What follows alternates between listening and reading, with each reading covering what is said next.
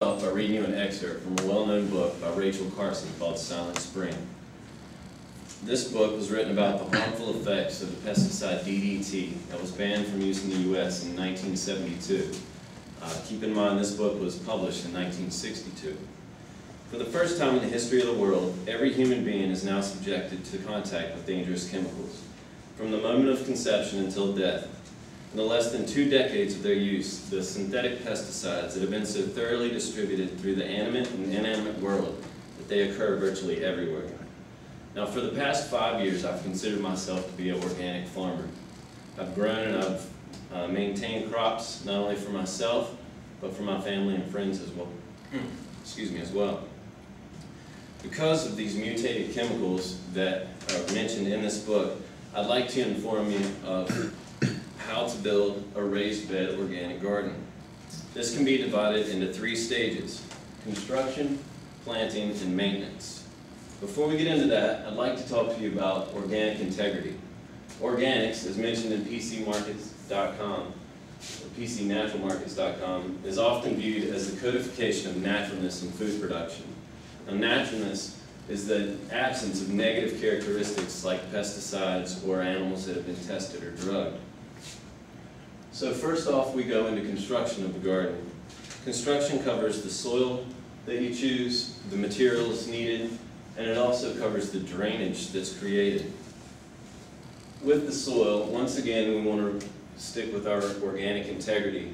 The soil you see here is 100% leaf compost.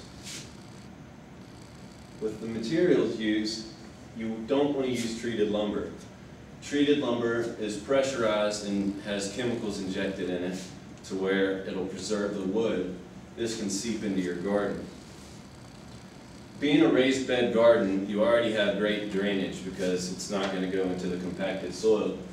To enhance this, you use landscaping cloth and a thin layer of pebbles to also help with the drainage. Planting is the second stage of the gardening process, which starts with your seed selection.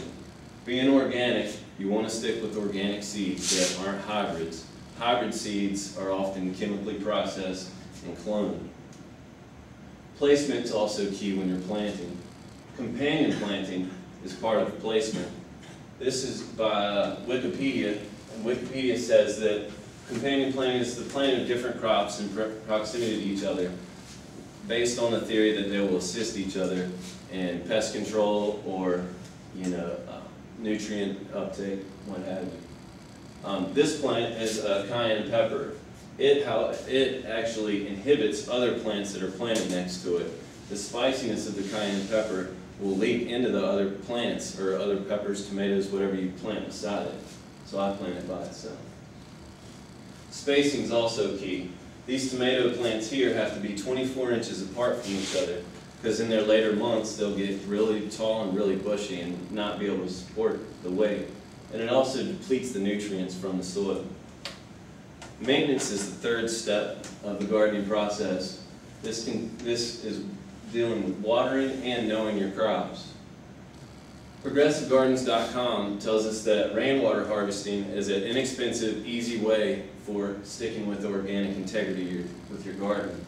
You remove a section of your gutter here, the rainwater flows from the roof into here, is filtered and stored in the reservoir, and the weight of the water allows for a pumpless flow to your garden.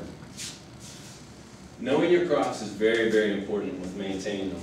You need to know that your tomato plants need to be staked up, also with the beans need some type of fencing system to grow on.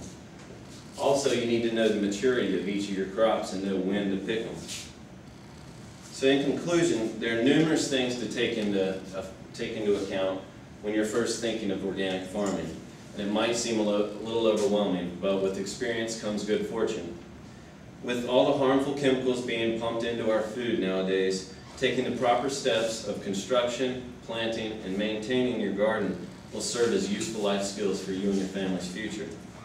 As quoted in Rachel Carson's Silent Spring, we can, if we wish, reduce the threat of our genetic heritage, a possession that has come down to us through some 2 billion years of evolution and selection of living protoplasm, a possession that is ours for the moment only, until we must pass it on to generations to come.